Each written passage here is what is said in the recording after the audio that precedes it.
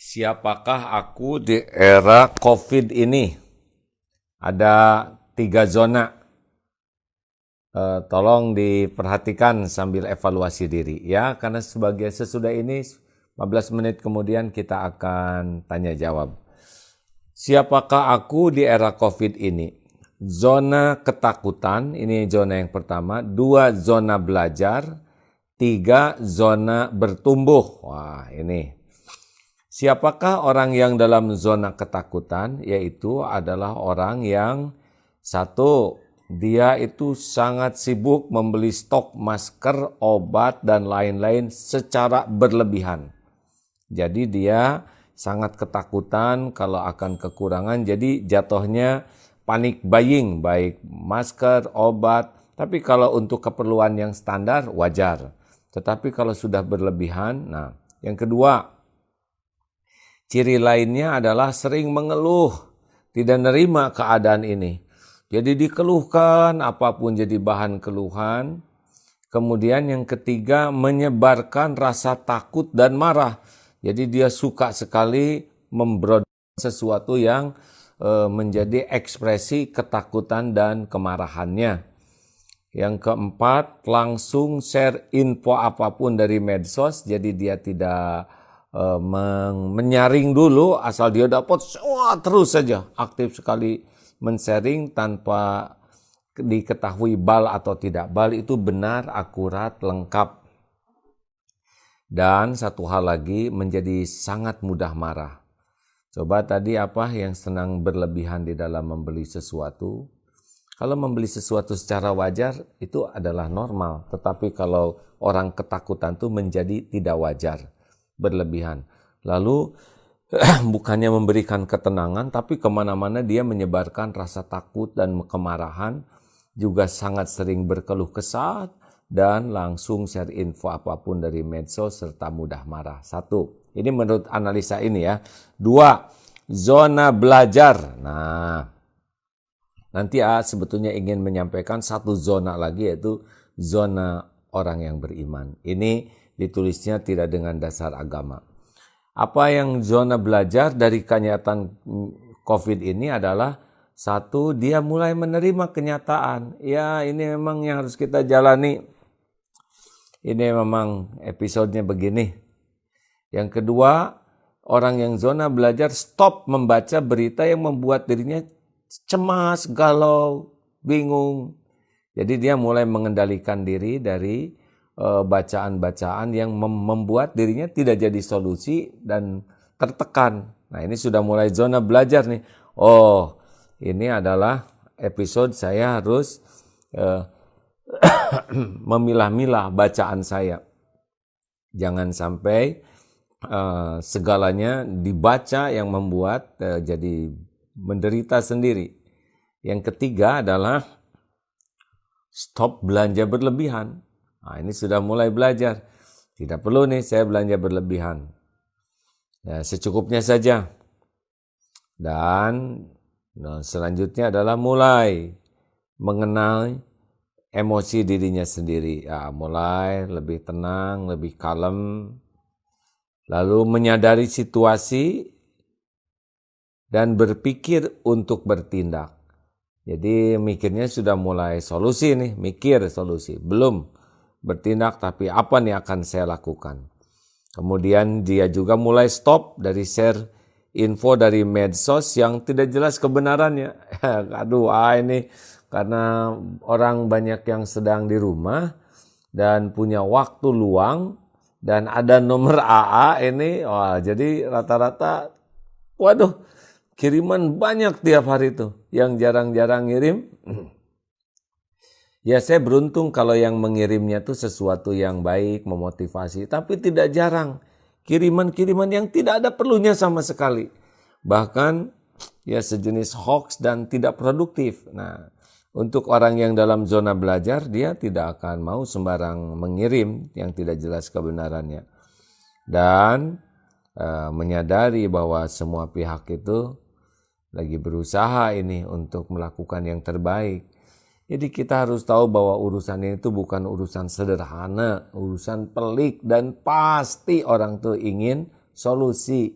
Hanya tiap orang beda-beda caranya, beda-beda sudut pandangnya, beda-beda pula kemampuannya. Ada tingkat yang lebih tinggi lagi, zona bertumbuh. Nah, ini kalau tadi semuanya orientasi ke sendiri, sekarang sudah mulai memikirkan satu, bagaimana orang lain ya, apa yang bisa kita lakukan nih untuk orang lain. Nah, ini sudah tumbuh nih, dari yang tadi segala ngumpul-ngumpul buat diri. Nah, kalau dengan keimanan kita, satu ini kalau dengan iman ya, saya udah kombinasikan aja ya, bagaimana nih seharusnya sebagai orang beriman. Nanti saya sampaikan. Kalau menurut tulisan ini sudah mikir bagaimana nih bantu orang. Yang kedua, saya akan menggunakan bakat dan kemampuan saya untuk membantu mereka yang membutuhkan. Tadi mikir, sekarang dia mulai lihat potensi. Yang ketiga, hidup di saat ini dan fokus ke masa depan. Jadi tidak sibuk dengan yang lalu-lalu dan tidak terlalu khawatir dengan masa depan. Begini hadirin, orang itu sering terjebak oleh dua hal. Satu, sedih dengan yang lalu. Dua, cemas dengan yang akan datang. Ini kata kunci yang sering membuat kita menderita adalah sedih dengan yang lalu, cemas dengan yang akan datang. Bukan tidak boleh ada, tapi apakah ini membuat kita produktif atau tidak di hari yang kita jalani. Kalau sedih dengan masa lalu membuat sekarang tidak produktif, takut ke masa yang akan datang membuat kita tidak produktif, berarti salah. Seharusnya sedih itu membuat kita bagus sekarang, cemas yang akan datang membuat bagus hari ini. Karena hari kita kan hari ini. Yang ketiga, penuh kasih sayang pada diri sendiri dan juga pada orang lain. Yang kelima, mulai senang berterima kasih dan mengapresiasi apa yang dilakukan orang itu dihargai sekecil apapun juga. Udah mulai punya kemampuan seperti itu. Nggak apa-apa. Yang selanjutnya, mulai menjaga emosi serta dengan kesabaran, menjalin relasi dan kreativitas. Nah, ini pertumbuhan ini, rekan-rekan sekalian, ini bergantung dengan tingkat keimanan ya. Bagi orang yang sudah yakin kepada Allah, sebetulnya perpindahan dari zona takut, belajar dan tumbuh ini waktunya cepat. Tidak rumit. Mungkin di hari-hari pertama juga, pertama kita takut, terus belajar, terus sekarang sudah bergerak.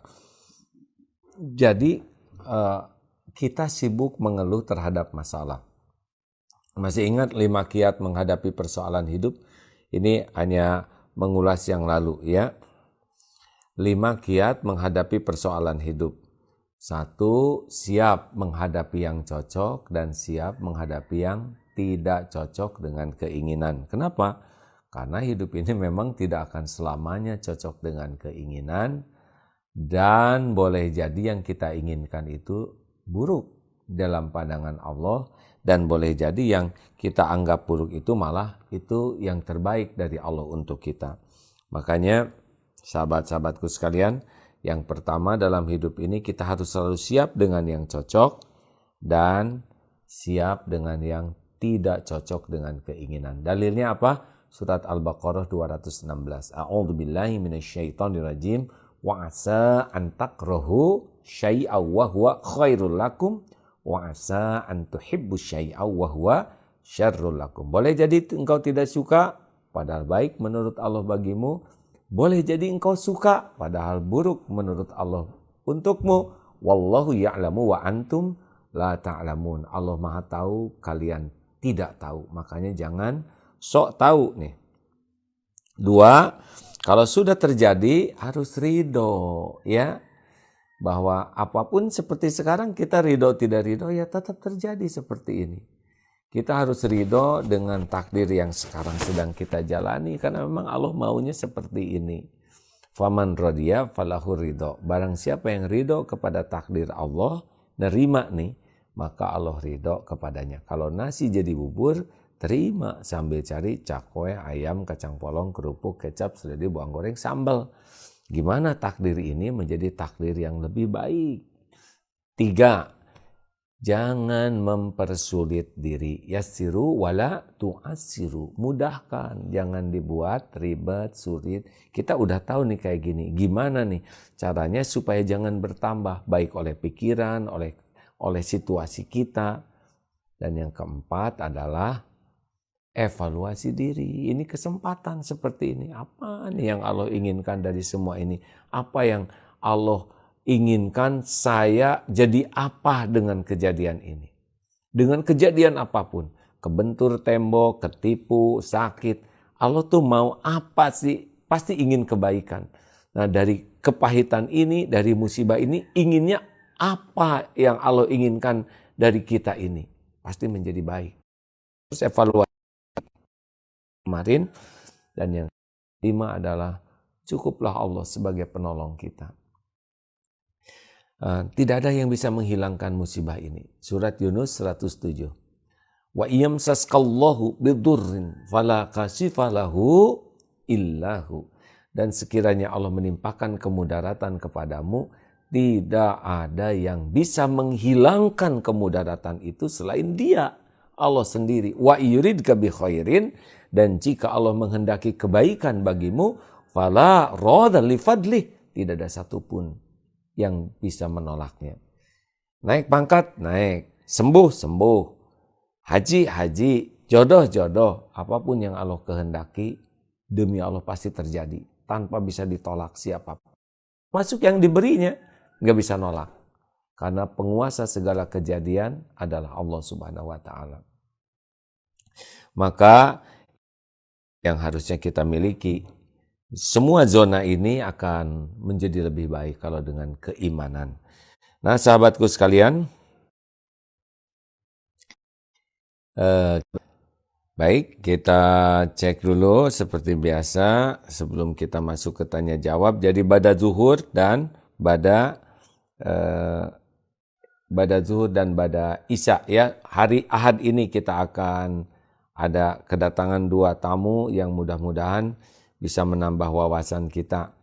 Nanti secara bertahap juga ada rencana bincang-bincang dengan Pak Anies Baswedan, dengan gubernur-gubernur lain juga, supaya kita tahu perkembangan real dari situasi yang aktualnya seperti apa.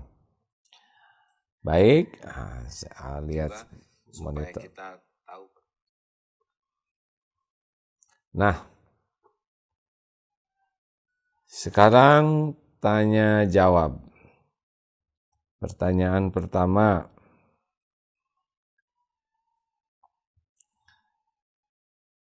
Maaf.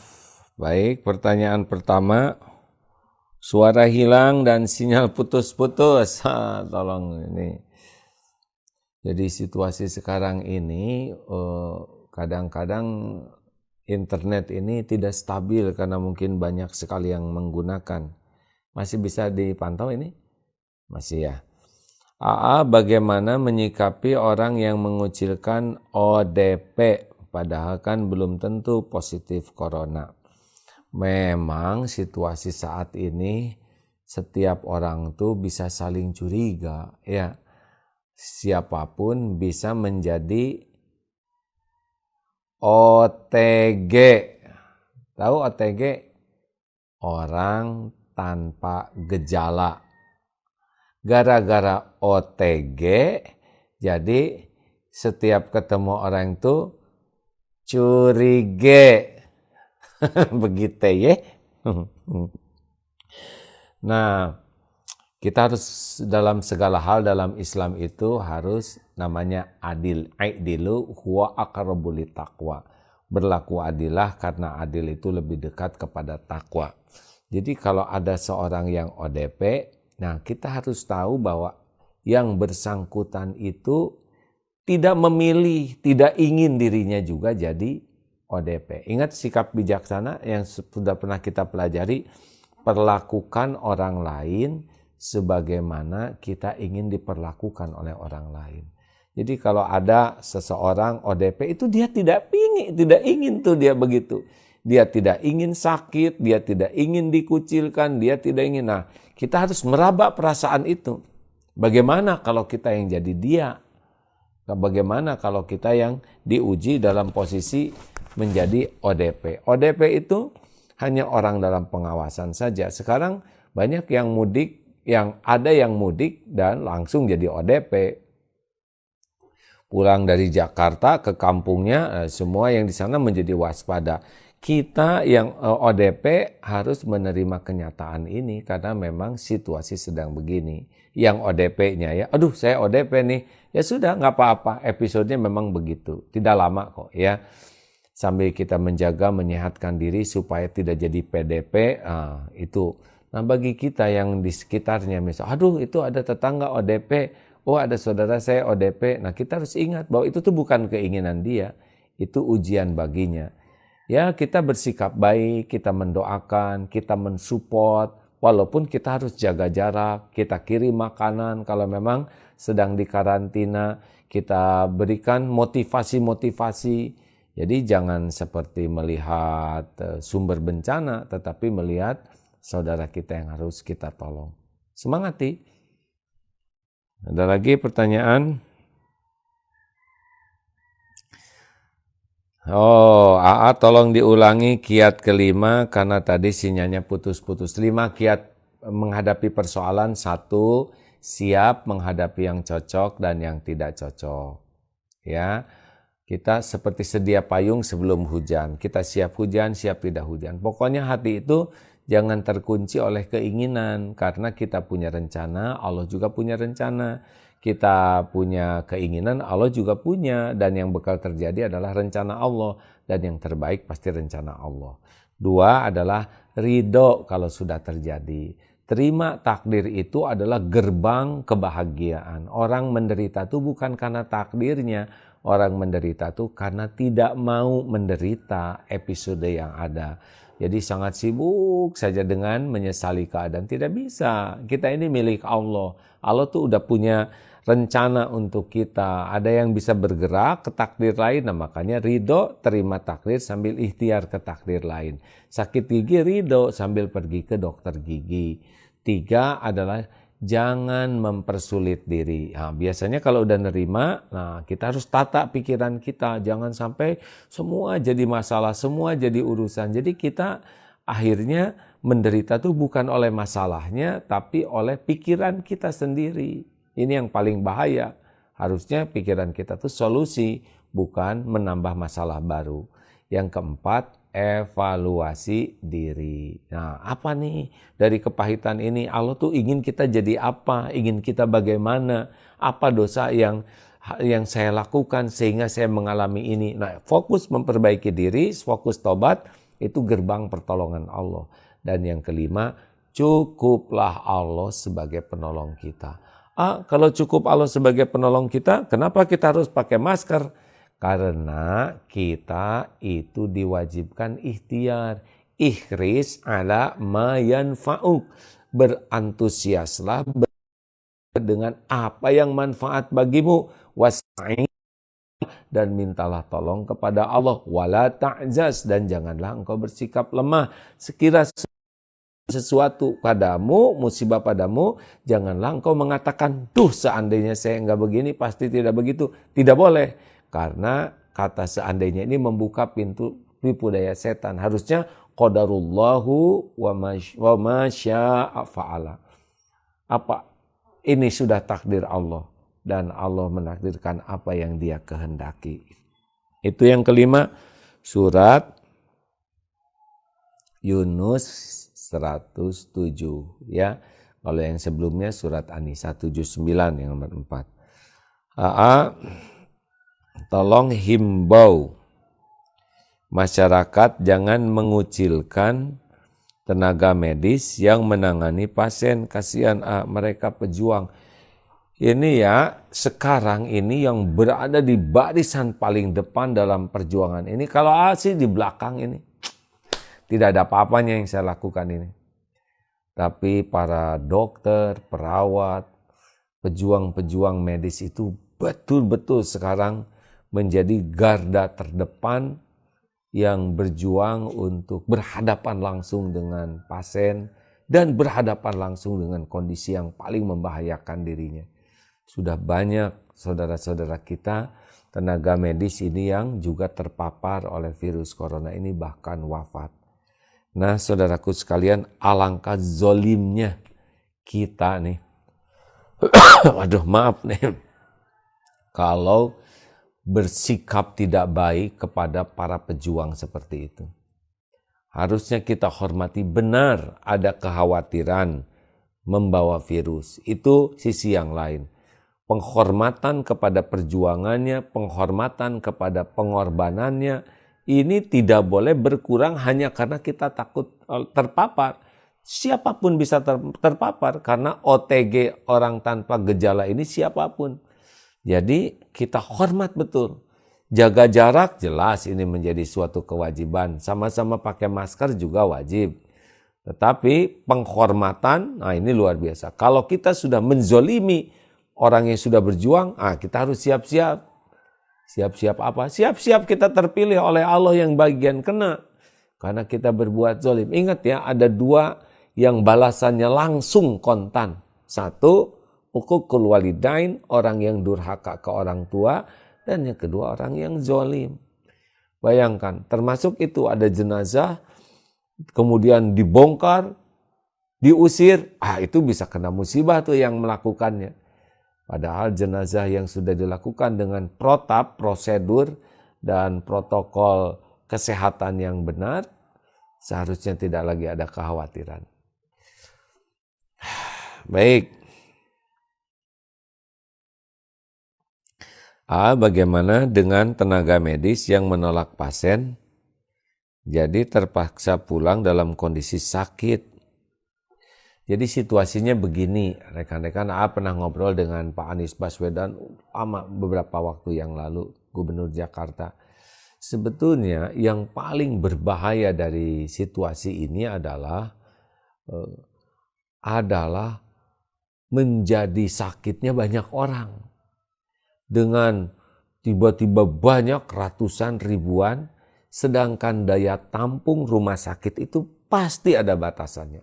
Sudah daya tampungnya terbatas, tenaga medisnya juga terbatas jumlahnya dan terbatas kemampuannya. Tidak mungkin 24 jam, 30 hari terus menerus. Ditambah lagi peralatan medis juga itu sangat terbatas. Jadi kalau jumlah pasien menjadi tidak terbatas, ini terbatas, pasti disinilah sumber masalah yang akan membuat musibahnya menjadi lebih besar. Maka tidak usah heran kalau tidak ada lagi tempat mau dibawa kemana. Ya inilah ujiannya. Juga kemarin mendengar ada seseorang yang sakit dibawa ke tiap rumah sakit. Sudah penuh, tidak ada lagi tempat, tidak ada lagi fasilitas. Hanya dibawa pulang lagi ke rumah dan seperti itulah. Oleh karena itulah 5 disiplin ini wajib kita patuhi. 1, disiplin social distancing, bukan distancing. Kemarin tidak betul mengucapkannya dan alhamdulillah diperbaiki, atau physical distancing, jaga jarak ini. Diam di rumah disiplin, dan jikalau wajib keluar wajib jaga jarak. 2, disiplin pakai masker. Udah apalah, sapu tangan, mau kain apapun. Karena inti kita pakai masker itu bukan mencegah virus masuk, tetapi mencegah kita menularkan ke orang lain. Percikan droplet dari kita. Kalau semua se-Indonesia nutup ini, maka tidak ada droplet. Tidak ada tersebar kemana-mana percikan itu. Dan itu mencegah penularan. Kita memberi jarak sudah bagus, tidak ada yang jatuh, lebih bagus. 3, disiplin standar kebersihan yang tinggi. Bukan hanya disiplin bersih, disiplin kebersihan dengan standar yang tinggi. Cuci tangan yang betul, ganti pakaian yang betul, kemudian mandinya yang betul. Di rumah juga bersih-bersihnya betul, semuanya pakai standar yang bagus.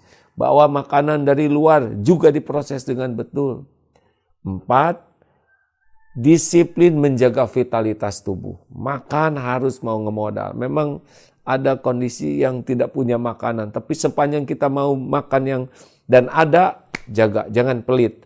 Minum 2 liter sehari minimal. Yang air bersih. Olahraga yang teratur minimal 30 menit. Yes, 30 menit sudah cukup menurut WHO. Jangan terlalu lelah. Kemudian istirahat yang cukup, jangan begadang. Begadang itu sumber penyakit. Jam 9, setengah 10 tidur supaya nanti bisa tahajud dengan bagus. Dan jangan stres. Sudah kurangi informasi berita yang tidak jadi solusi tapi hanya membuat kita stres. Sudah jarang mau mendengar, membaca yang kira-kira tidak jadi solusi kecuali informasi yang kita bisa jadi bagian solusi. Dan disiplin kelima, ini disiplin kuncinya, yaitu disiplin mendekat kepada Allah. Disiplin menggapai pertolongan Allah. Sholat tepat waktu berjamaah, tambah lagi sholat sunnah lainnya, baca Quran ditingkatkan, zikirnya, terutama istighfar dan sodako. Sodako itu penolak bala, sedekah tidak akan mengurangi apapun selain bertambah. Rizkinya bertambah pahalanya, Masya Allah. Tidak akan bosan tentang 5 disiplin ini ya. Bagaimana? Apakah virus corona ini adalah ujian dunia buat kita semua? Iya.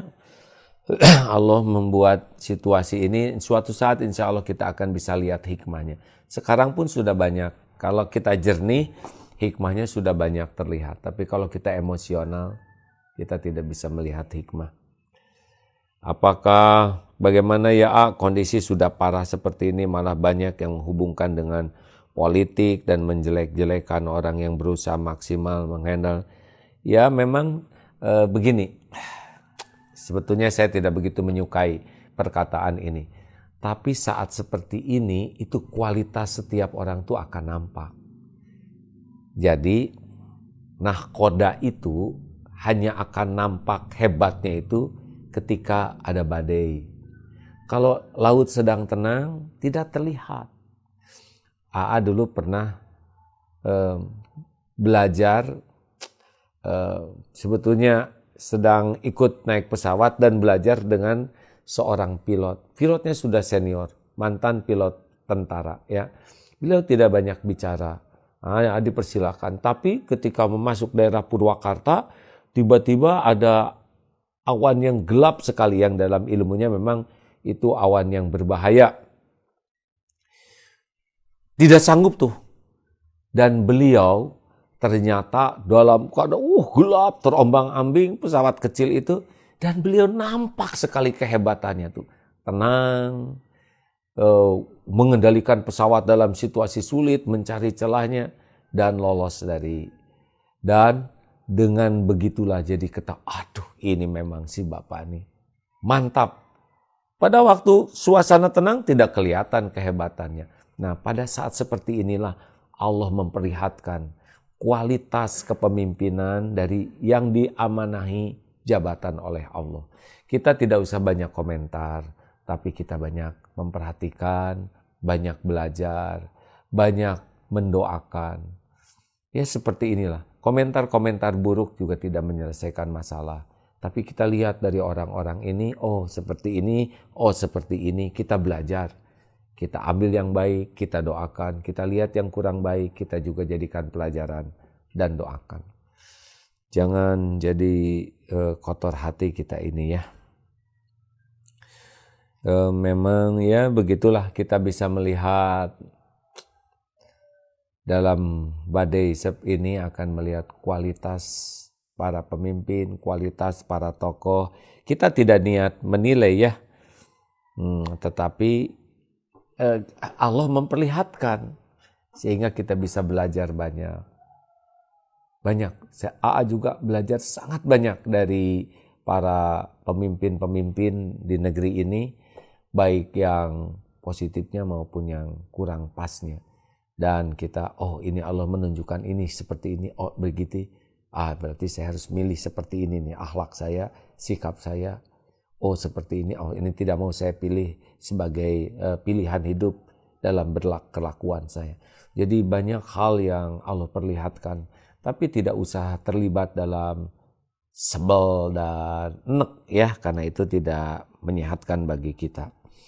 Apakah boleh sedekah mendahulukan ke orang tua dan saudara? Ya tentu saja ya. Kalau kita punya uang, lingkaran terdekat dulu, orang tua, sanak saudara, tetangga ya. Jadi kita buat skala prioritasnya memang begitu. Jangan sampai kita jor-joran ke orang, tapi kita lupakan orang-orang terdekat yang menjadi kewajiban kita juga untuk menjadi jalan tercukupinya. Udah nih, selesai, nggak ada lagi pertanyaan. Terima kasih kalau gitu. Ya, kita akan membahas sekali lagi pengumuman besok siang. Hari ini hari Ahad. Siang ini ada bersama Syekh Ali Jabir pada zuhur. Nanti sudah bisa dipantau di semua medsos ini. Adapun pertanyaan nanti juga boleh. Kemudian pada Isya dengan Ustadz Bahtiar Nasir. Kalau nanti kajiannya bagaimana mengambil hikmah dari musibah ini. Dan malam hari bagaimana memanfaatkan kebersamaan kita di rumah menjadi keluarga Al-Quran. Masya Allah. Dan mudah-mudahan nanti juga akan berseri dengan para tokoh masyarakat, dengan para ulama, sehingga kita bisa menyikapi semua ini dengan lebih baik lagi. Sudah tidak ada lagi ini? Sudah habis ya pertanyaan? Alhamdulillah. Sahabatku sekalian, demikianlah. Terima kasih kepada semua pihak. Oh, silakan juga manfaatkan DT Peduli berjuang keras. Juga ingin ngobrol nanti dengan teman-teman dari difabel, penyandang disabilitas ini, karena wah ini sulit sekali ya. Yang mijet juga repot, tidak ada yang dipijitnya, dipijit jarak jauh, tidak terasa ya di remote. Kemudian maaf, kebayang nyukur juga begitu. Yang nyukur jarak jauh juga nggak ada yang kegunting. Nah, AA berharap kita mulai melihat tabungan, kemudian kita program mau berapa nih kita keluarkan dalam sebulan, 2 bulan, 3 bulan. Kalau yang punya tabungan, ya kita coba memberikan makanan nasi bungkus bagi yang sedang ikhtiar, dan juga kita siapkan sembako untuk persiapan nanti Ramadan bagi saudara-saudara kita. Insya Allah secara bertahap nanti programnya akan disampaikan lewat media sosial ini. Semoga Allah yang maha mendengar segera mengambil musibah ini dari kita semua. Dan Allah memberikan ganjaran melimpah ruah bagi para pejuang, bagi para petugas medis, petugas keamanan, bagi para pimpinan, tokoh-tokoh yang berjuang agar bencana ini segera berakhir, dan mudah-mudahan kita sebagai rakyat ambil peran tanggung jawab. Mudah-mudahan dengan doa-doa kita, dengan kesungguhan kita ikhtiar, Allah mengampuni dan mengambil musibah ini dari kita. Amin ya rabbal alamin. Terima kasih sahabatku sekalian. Subhanakallahumma bihamdik asyhadu alla ilaha illa anta astaghfiruka wa atubu ilaik. Assalamualaikum warahmatullahi wabarakatuh.